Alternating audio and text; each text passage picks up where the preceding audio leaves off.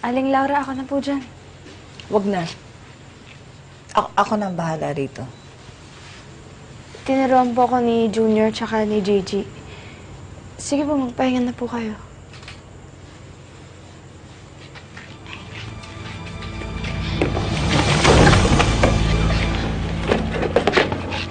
Sorry po. Sorry po. Huwag ka kasing sip-sip. Kung hindi ka naman makakatulong at makakadisgrasya ka pa, huwag mo na akong tulungan. Huwag mo nang gawin. Babayaan mo na lang ako, ha? Sorry po. Lilinisin ko po. Promise. Kung akala mo, dahil sa nagbati na kami ng anak ko, papakisamahan kita, kahit na anong pakitang tao, tulong, o pagsipsip ang gawin mo sa akin, hindi kita matatanggap bilang asawa ng anak ko. Alam ko po, yun po yung pinaparamdam niyo sa akin. Pero hanggat hindi po ako sinusukuan ni Junior, hindi ko rin po kayo susukuan na pakisamahan.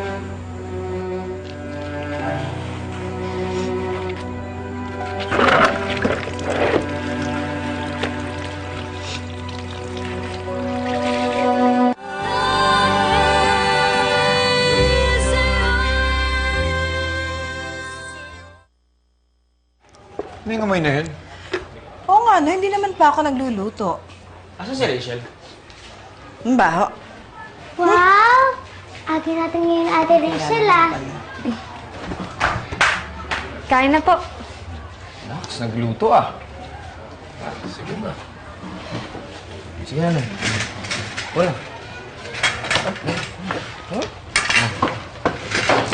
Salamat din nga, ha? Wala. Ano ba naman ito? Nagsayang ka naman ng pagkain?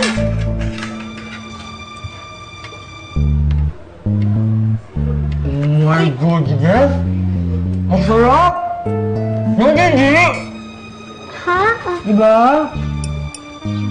Gigi! Oo nga, kuya. Ang crunchy. Oo. Sarap! Ang sarap! Sabi ko, may pala talent. yung brown rice, no? Ito yun? Healthy. Healthy. Sarap! Lasang Ayun, healthy. sarap! Lasang mayaman to. Wala tayo nakatikim ng mayaman na kanin. Black rice ata eh. Masarap. Salamat.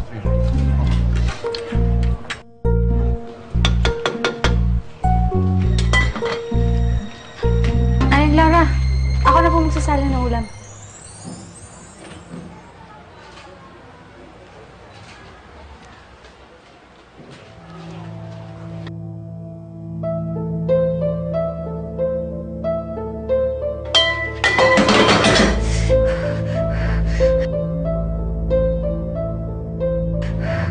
O, anong nangyari? Napaso ka? Ano ba naman? Di ba may trapo? Ano ba ang ginagawa mo? Di ko po naisip eh. Eh, mabuti naman alam mo. Dahil kahit na anong gawin mo dito sa pamamahay ko, kung bobot kalahati ka naman, eh walang mangyayari. Makakadagdag ka pa. Sampid ka. Oh, ano yung iniiyak-iyak mo? Wala yan, paso lang yan. Hindi mo ikamamatayan. Ba't ka ba umiiyak? Tigilan mo nga yan. Ano ba, napapaawa ka ba sa anak ko? Talagang ikaw gusto mo kaming pagawain ni Junior, ano? Lumayas ka na rito. Iwan mo na ako rito. Ano ba? Babanatak ka eh. Oh, ano na naman nangyari dito? Bakit? Nothing to worry.